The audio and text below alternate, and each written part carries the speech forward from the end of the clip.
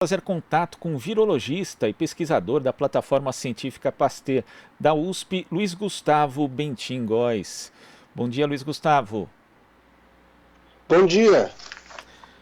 Ontem nós tivemos a notícia de que um estudo divulgado por cientistas de Hong Kong relataram um caso de homem saudável na casa dos 30 anos que foi infectado novamente com o coronavírus 4 meses e meio depois da sua primeira infecção. Segundo os cientistas que fizeram o estudo, o sequenciamento do genoma mostra que as duas cepas do vírus são claramente diferentes. E esse se tornou o primeiro caso comprovado de reinfecção do coronavírus no mundo. Como que você vê esse dado, Luiz Gustavo? Olha, é um achado interessante, mas ao mesmo tempo, no meu ponto de vista, nada muito fora do normal, né? Uma vez que uma pessoa adquire uma imunidade para o vírus, isso não significa que a pessoa nunca mais será infectada pelo vírus. Isso pode ter uma implicância também numa reinfecção, mas a apresentação de um quadro menos severo. No caso desse paciente estudado pela Universidade de Hong Kong, realmente a primeira infecção dele, ele apresentava sintomas leves e nessa reinfecção ele não apresentava sintoma algum.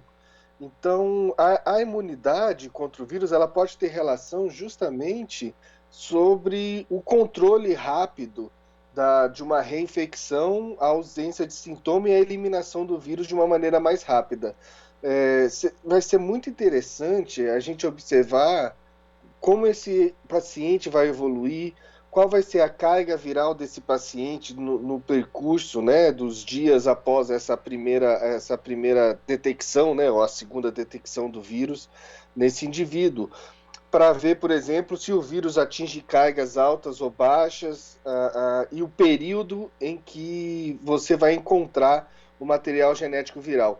Uma outra questão muito interessante e importante será avaliar se esse paciente está liberando o que a gente chama de vírus infectantes, ou seja, vírus com capacidade de infectar outras pessoas e por qual tempo, né? O que eu quero dizer com isso é uma pessoa que apresenta a primeira infecção, monta uma resposta imunológica contra o vírus. Ela sendo apresentada novamente, né, ela sendo reinfectada pelo vírus, a tendência é que ela elimine esse vírus mais rapidamente, não apresente sintomas e logo o período em que ela pode ser infectante ou que ela pode transmitir o vírus é mais curto. Então eu vejo que a gente não pode tomar nenhum tipo de decisão precipitada, a gente precisa analisar os dados com bastante calma, mas eu não me sinto espantado ou não vejo nenhum perigo quanto ao desenvolvimento de vacinas ou nada nesse sentido. Os outros coronavírus endêmicos, aqueles que causam resfriado comum, eles também têm casos de reinfecção e aparentemente o nosso sistema imunológico monta uma resposta relativamente curta, aí, de 4 meses a um ano. Então, assim, novamente, não me espanta, acho interessante esse dado liberado pela Universidade de Hong Kong, mas ao mesmo tempo fico tranquilo de saber que nessa reinfecção esse paciente não apresentou um quadro sequer similar ao primeiro, que já não foi grave, nesse segundo foi totalmente assintomático. E a gente tem vários outros casos de possível reinfecção sendo estudados aqui no Brasil e também em outros países. E você acha que esses dados eles podem ajudar, na verdade, num que é um dos grandes, digamos, um dos grandes problemas ainda para a produção de vacina, que é saber exatamente a qualidade da imunidade após a contaminação e a eliminação do vírus? Eu acho que quanto mais pacientes forem estudados em relação a casos de reinfecção, claro, você vai ter um entendimento melhor do que está acontecendo. Eu só gostaria de frisar que tem casos que a gente chama de reinfecção, e isso foi relatado logo no começo da pandemia na Ásia, onde na verdade a pessoa está liberando, está sendo detectado o material genético viral por um longo período. não necessariamente isso indica uma reinfecção. Muitas vezes você encontra o material genético do vírus ali por 4 semanas ou até mais. No caso, ainda é um vírus resquício da primeira infecção. No caso do estudo de Hong Kong, o interessante foi que eles sequenciaram os vírus e eles viram que eram vírus totalmente diferentes. Agora, tem muito caso tratado como reinfecção, onde não é apresentado os dados se o vírus era o mesmo ou não, considerando a sequência genética, né? Então, muitas vezes é o mesmo vírus, mas ele está apenas sendo eliminado por períodos mais longos. Mas, novamente, é muito diferente você detectar o RNA do vírus e detectar um vírus infectante. O RNA do vírus é só um material genético que não significa, por exemplo, que o vírus está ativo no organismo, né? Ou que ele é transmissível. A detecção do vírus infectante, que é você verificar se aquele vírus tem a capacidade de infectar células in vitro, né?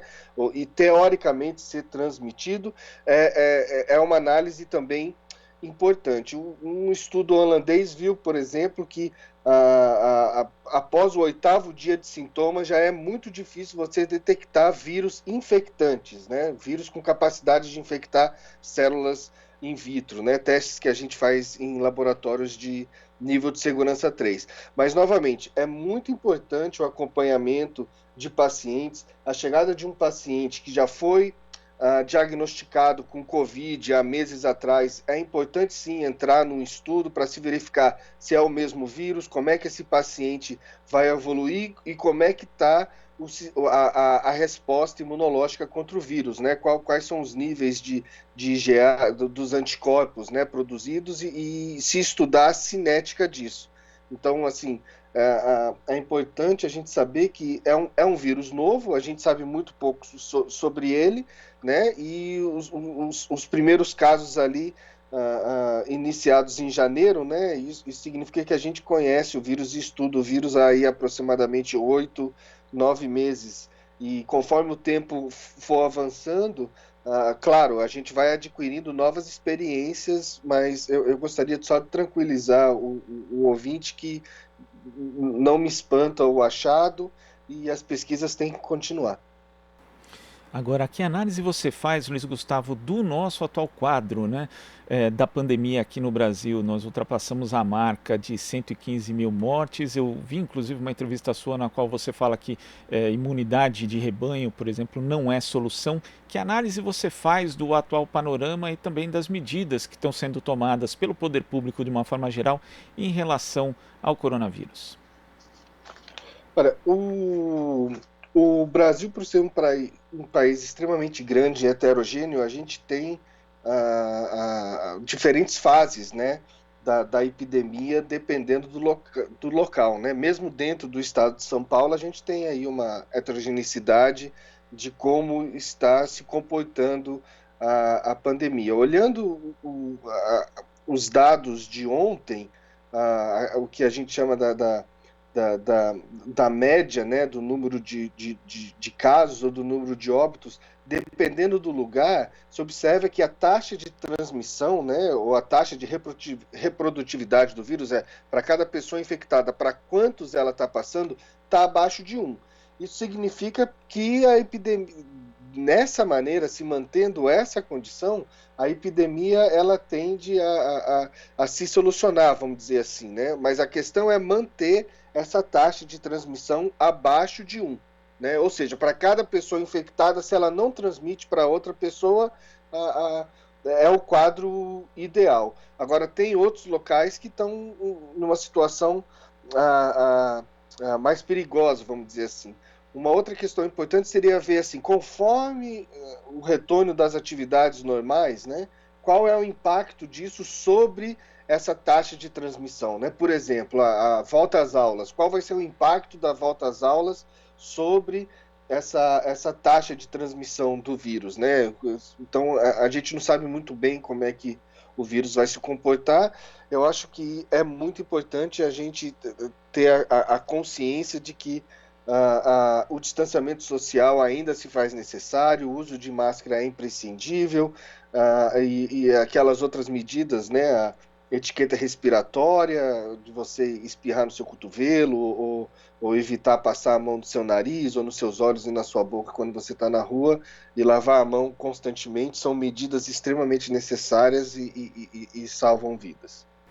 Quer dizer, nesse momento da pandemia é fundamental isso, essa mensagem que você traz, Luiz Gustavo. É necessário ainda manter as regras de distanciamento social. Sim, sim, no meu ponto de vista é extremamente necessário e essas medidas, como eu disse, elas vão salvar bastante vidas aí e é uma realidade que veio para ficar durante um tempo até a gente ter uma vacina. Tá certo, Luiz Gustavo. Queria agradecer sua participação aqui no Jornal Brasil Atual e até a próxima. Eu que agradeço. Precisando, estou sempre aqui. Muito obrigado e se protejam. É isso. Conversamos com o virologista e pesquisador da plataforma científica Pasteur da USP, Luiz Gustavo Bentin Góes. Você está ouvindo Jornal Brasil Atual. As notícias que os outros não dão.